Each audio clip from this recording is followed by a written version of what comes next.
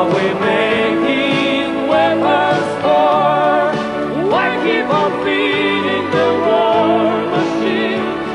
We take it right out of the mouths of our babies, take it away from the hands of the poor. Tell me, what are we making weapons for? One way to get back into it, what are we making weapons for, do you know? Well, I simply don't know anymore. It's always been an expression of our feeling of separateness. It's always been a you or me world, which means me first, of course. And I think we're in a time when we have to begin living a you and me world. We have to begin thinking of ourselves as a global community and as a human family and living like that. Are you more optimistic with Mikhail Gorbachev now and the movement towards some sort of rapprochement? I certainly am. I had the opportunity to meet Mr. Gorbachev when he was in Washington a year and a half ago, and have listened to his talks and read what he's been saying, and I think that he's perhaps the most courageous man in the world today, and the only true leader that's really out there. I think he's a remarkable man. What would you say? I asked you this question once before when Ronald Reagan was president, but let's ask it again. If you could take George Bush to Russia, to the Soviet Union, where you've been, or to China, what would you show him? First of all, I'd want to take him to meet the people. I've had the opportunity to visit with people in the Soviet Union, and they're just like ourselves. They have a wonderful sense of humor. I think Aussies and Soviets would get along wonderfully together. And they have a great feeling for their children. They love the outdoors. Everybody's wish in the Soviet Union is to have a country house. And they love lyrical songs. Annie's song is very, very popular over there. I learned how to sing it in Russian. And they loved it, and they're wonderful, wonderful people. You also did, in fact, the first fundraiser for the victims of Chernobyl. Yes, we did a concert, a benefit in Kiev, for the victims of Chernobyl, and it was quite a moving experience. Can I ask some of the young people here, do you think about atomic war or world war? Do you think that you're going to survive? The world's going to be around long enough for you to have children? Or does war worry you? Well, it's not something that you can avoid thinking about. I mean, obviously it is something that we all have to think about one time or another, because I mean, even if it's just thinking about the impact of having nuclear power stations and things like that. But of course, warfare. I mean, a nuclear war would just wipe out everything. But and something so like John's record there. I'm sorry, something like John's song where he says, "Why do we need weapons? What are weapons for?" Do you understand? Yes. All the time. I mean, just for an example, in general studies class, we do a unit called War and Aggression, and just that question came up. No one could answer it. We said, why are there nuclear weapons? And no one could answer the question. Yeah. And what is the name of that class? General Studies. General Studies, and it's about war and aggression, or at least this. It deals with just topical issues, social issues. Do you have classes that have to do with the environment? Yep.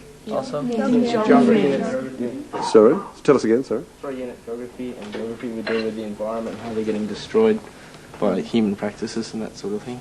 Really, in the United States, they had a study this past year, and there were an enormous number of young people, middle school age, who did not know where Italy was, who didn't know where Tasmania was. Can you imagine? Yes. And so a real failure in many places, and part of the educational system in the United States has got a long way to go to have programs like this. Can I ask you, we'll seek John's comment in a second, but what do you think, when you see that news footage each night of those East German young people getting on the trains trying to escape to the West, what do you think? What sort of emotion does that bring in you? Can I ask you? Anger. I'm sorry, just... It shouldn't happen.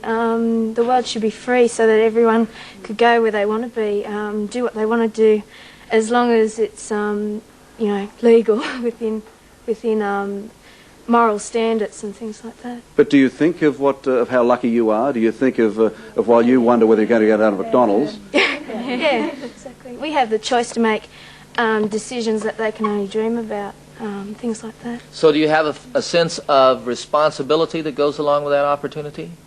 Yeah, it should be, we should encourage it to be worldwide so that the Eastern Bloc countries can open up, and at least then we can learn from them and they can learn from us. And out of the opportunities that you are aware of, what would you like to do for your world?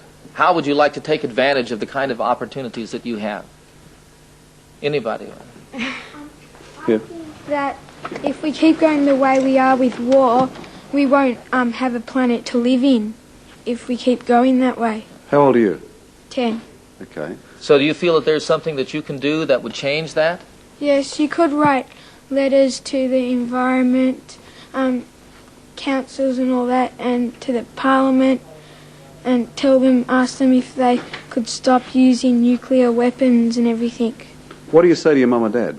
What do you say about it? I mean, do you, at the moment, what do you think you can also tell your families what they should be doing?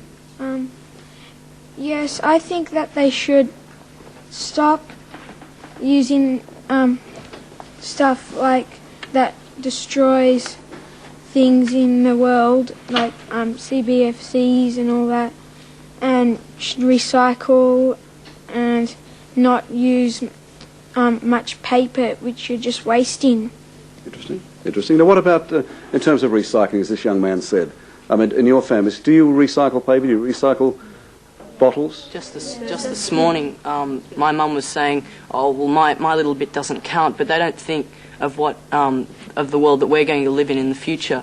And then after I was silent for a minute, she thought, and she said, "Well, maybe we should." And I was really pleased to see that she was actually thinking about our world. Great. Yeah. And you know what also was great is the transition there from thinking that my little bit doesn't count to thinking maybe there is something that I can do. Every bit counts. Every little bit counts. Absolutely. People are lazy, and they're not going to. People are lazy generally, and they're not going to do it unless it's easy for them to do and cheaper. Oh, can we talk more about that? Let's do that. In fact, I'd like to. Let's go to a break, and we'll come back and we'll talk about those issues. What else you got to say? We'll come back with John Denver in 1 moment.